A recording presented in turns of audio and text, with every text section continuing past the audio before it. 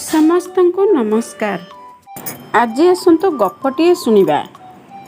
ଗପଟିର ନାଁ ହରିଣୀର ପ୍ରାର୍ଥନା। ହରିଣୀଟିଏ ଜଙ୍ଗଲ ଭିତରେ ତା ଛୁଆଙ୍କୁ ସାଙ୍ଗରେ ନେଇ ଚରୁଥିଲା। ବାଣୁଆଟିଏ ହରିଣୀକୁ ଦୂରରୁ ଦେଖିଲା। ମନେ ମନେ ଭାବିଲା, ହରିଣୀକୁ ମାରିବି, ତା ଛୁଆକୁ ନେଇ ଘରକୁ ଯିବି।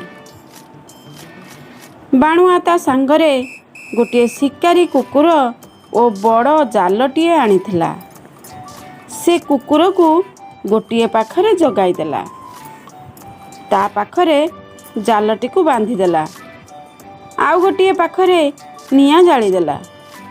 ନିଜେ ଗୋଟିଏ ପାଖରେ ଧନୁଶର ଧରି ଜଗି ରହିଲା। ପବନ ବାଜି ନିଆଁ ଜୋରରେ ଜଳିଲା। ହରିଣୀଟି ମୁଣ୍ଡ ଟେକି ଚାହିଁଲା। ଦେଖିଲା, ବାଣୁଆ ତାକୁ ମାରିବା ପାଇଁ ଚାରି ପାଖରେ ଜଗାଇ ରଖିଛି। ବାଣୁଆ ହାବୁଡ଼ରୁ ଖସିଯିବା ପାଇଁ ଆଉ କିଛି ବାଟ ନାହିଁ। ହରିଣୀଟି ତା ଛୁଆକୁ ବାଣୁଆଠାରୁ କେମିତି ରକ୍ଷା କରିବ ଜାଣିପାରିଲା ନାହିଁ। ଅସୁବିଧାରେ ପଡ଼ି ହରିଣୀଟି ଭଗବାନଙ୍କୁ ପ୍ରାର୍ଥନା କଲା।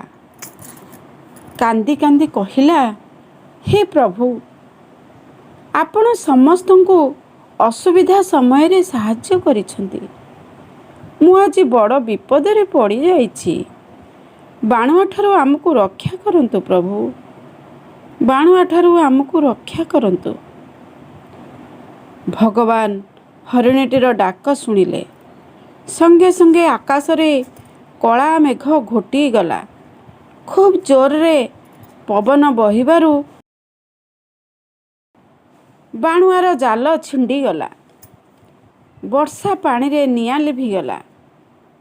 ପବନରେ ବଡ଼ ଗଛଟିଏ ଭାଙ୍ଗି ଶିକାରୀ କୁକୁର ଉପରେ ପଡ଼ିଗଲା। ହୁଙ୍କା ଭିତରୁ ସାପଟିଏ ବାହାରି ଆସି ବାଣୁଆକୁ କାମୁଡ଼ିଦେଲା। ହରିଣୀଟି ତା ଛୁଆକୁ ସାଙ୍ଗରେ ଧରି ଜଙ୍ଗଲ ଭିତରକୁ ଚାଲିଗଲା। ଭଗବାନଙ୍କୁ ଡାକିବାରୁ ଭଗବାନ ବିପଦରୁ ରକ୍ଷା କଲେ।